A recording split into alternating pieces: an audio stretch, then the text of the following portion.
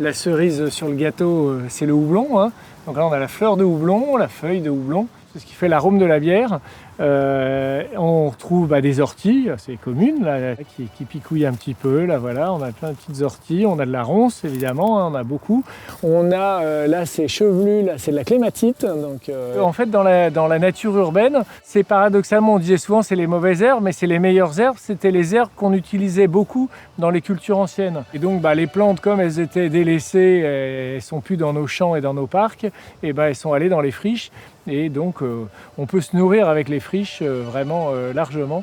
Et c'est là, en fait, qu'on a une très grande partie de la richesse à la fois alimentaire, culturelle, et même une richesse biologique qui va permettre demain, sans doute, la résilience des villes dans nos territoires, quoi.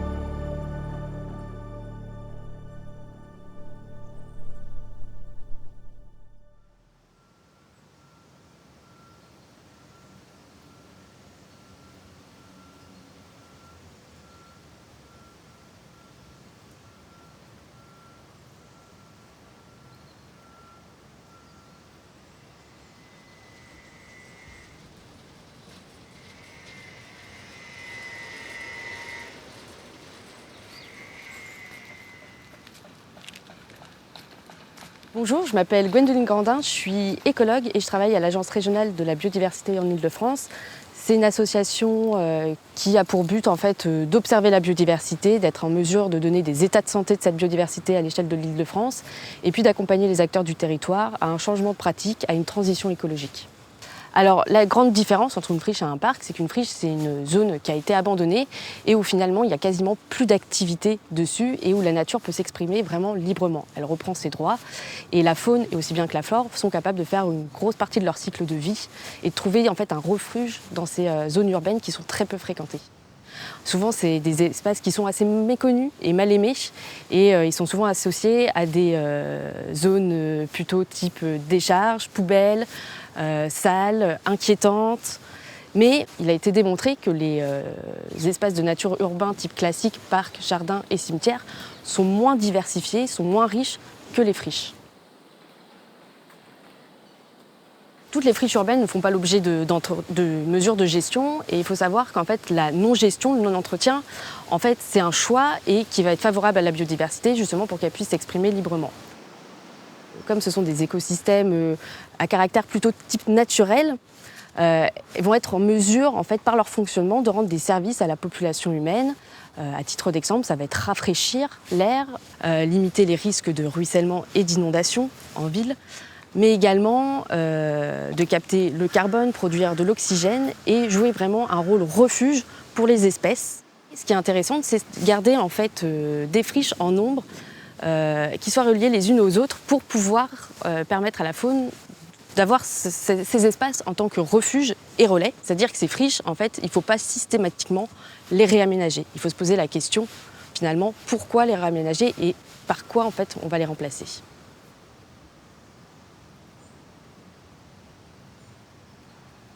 Je suis Yann Fradin, donc je suis directeur de projet à l'association Espace. C'est une structure du mouvement Emmaüs. dont je suis vice-président depuis quelques semaines et dont on a la charge donc, de ce site. Et l'association Espace, elle a 25 ans d'âge. Elle est née des usines Renault, de la fermeture des usines Renault. Donc on est aussi dans un site de désindustrialisation et pour à la fois deux choses. Réouvrir des sites de façon naturelle, les entretenir, les aménager de façon rustique, les réouvrir à la vie quelque part ou les maintenir en vie. Et de l'autre côté, à travers ça, créer les emplois, comme on dit, créer les emplois de demain. Évidemment, dans notre action d'insertion, ces emplois, c'est pour des personnes en situation de grande exclusion. Donc on est dans les métiers, je dirais, nous on appelle ça des espaces naturels, urbains. Alors ils sont naturels, c'était créé par l'homme, cette tranchée a été créée par l'homme, mais c'est des espaces qui se sont ensauvagés. On y trouve des espèces extraordinaires, des espèces rares, et donc du coup qui sont vraiment très, très intéressantes à valoriser et qui font aussi rêver, participent à la biodiversité de la ville et qu'il faut protéger. On appelle ça un corridor écologique, donc ça permet à la faune, à la flore, aux humains de passer d'un endroit à l'autre et du coup de circuler dans la ville. L'entretien, les gestes, c'est faucher, tailler, c'est nettoyer d'abord. Donc moi on insiste toujours, il faut d'abord nettoyer un endroit qui est plein de déchets. C'est pas un endroit qui déjà donne envie, c'est un endroit qui est négatif, y compris pour la faune et la flore. Nous ici, on a une responsabilité particulière de protéger les ouvrages d'art, donc les murets, puisque il ne faut pas que tout s'effondre. C'est une voie ferroviaire qui est toujours classée voie ferroviaire en activité, donc je veux dire potentiellement à tout moment, entre guillemets, elle peut être remise en service parce que si jamais, dans 10 ans, 20 ans, 30 ans, on veut remettre en service cette voie ferrée, peut-être qu'on sera bien content d'avoir cette voie pour desservir, comme ça se faisait au 19e siècle, l'ensemble de l'intérieur de la métropole, quoi. Et par ailleurs, on s'en sert beaucoup en vélorail. On circule en vélorail sur l'ensemble de la petite ceinture. C'est le moyen à la fois le plus écologique, mais surtout le plus pratique pour circuler et faire des kilomètres sur la petite ceinture. On ouvre les grilles et on passe dans les tunnels. Donc voilà quoi.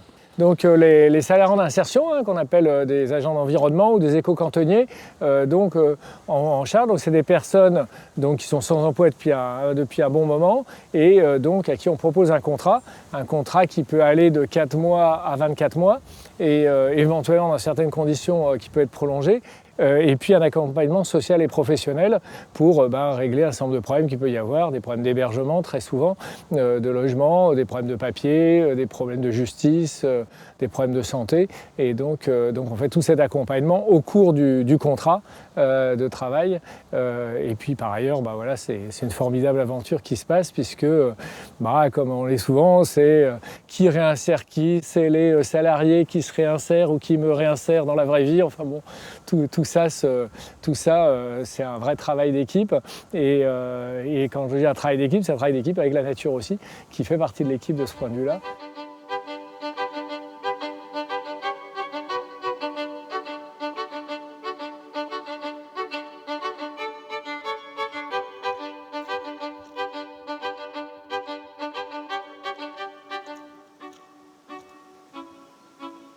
Je suis chercheur au CNRS, je travaille au Muséum d'histoire naturelle sur l'écologie des chauves-souris.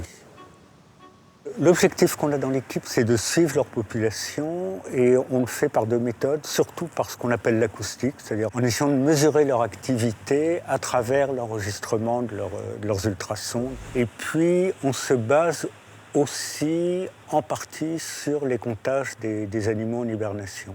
La plus grande partie de nos données proviennent de ce qu'on appelle des programmes de sciences participatives. C'est-à-dire ce sont des bénévoles qui les comptent ou qui les enregistrent. Alors là, on est sur la petite ceinture, donc cette voie ferrée désaffectée qui entoure tout Paris, qui comporte pas mal de tunnels. Et il se trouve que dans un tunnel, un des moins esthétiques sûrement d'ailleurs, du 14e arrondissement, on compte des centaines de chauves-souris en hibernation tous les hivers. Près d'1 millier en fait, donc de l'espèce la plus commune et qui est presque le seul à fréquenter Paris, les pipistrelles. Ce n'est pas un tunnel voûté en pierre meulière, mais c'est un tunnel à section carrée, fait de plaques de béton. Et en fait, les pipistrelles s'installent dans les interstices entre deux plaques de béton. On ne sait pas très bien ou précisément pourquoi elles ont choisi ce tunnel plutôt qu'un autre, plutôt que des carrières souterraines un peu plus loin de Paris. Les pipistrelles cherchent des gîtes pas trop chauds pour hiverner, donc ça peut être une raison. En fait, les friches urbaines en général, elles sont importantes pour elles comme source de nourriture. Enfin, indirectement, c'est un des seuls endroits, surtout dans des villes très denses comme Paris, qui produit, entre guillemets, des insectes dont elles se nourrissent. Donc les friches ont une importance énorme. Elles sont a priori pas du tout traitées par des pesticides, donc elles vont plus produire qu'un jardin public ou qu'un jardin privé. On compte plus d'une trentaine d'espèces de chauves-souris différentes en France. Et parmi elles, certaines comme les pipistrelles, se résolvent à cette espèce de compromis qui consiste à s'exposer à la lumière, mais d'autres vont l'éviter absolument. Et ça expliquerait aussi l'absence de certaines espèces dans Paris. C'est le fait que c'est extrêmement éclairé.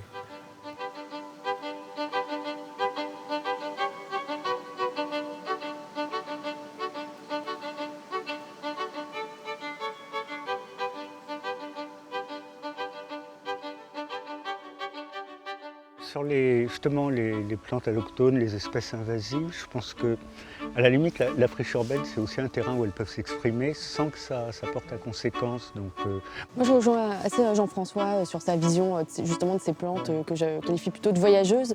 Et je trouve qu'elles ont justement une place dans ces friches où elles viennent, en fait, elles s'harmonisent, elles vivent avec les autres communautés et elles trouvent leur place. D'autant dans un contexte de changement climatique où tout va très vite. Aussi peut-être ça peut aussi être Ça pose une vraie question, effectivement. C'est toujours l'éternel problème du génie écologique. Est-ce qu'on fait de l'ingénierie ou pas? Est-ce qu'on fait des interventions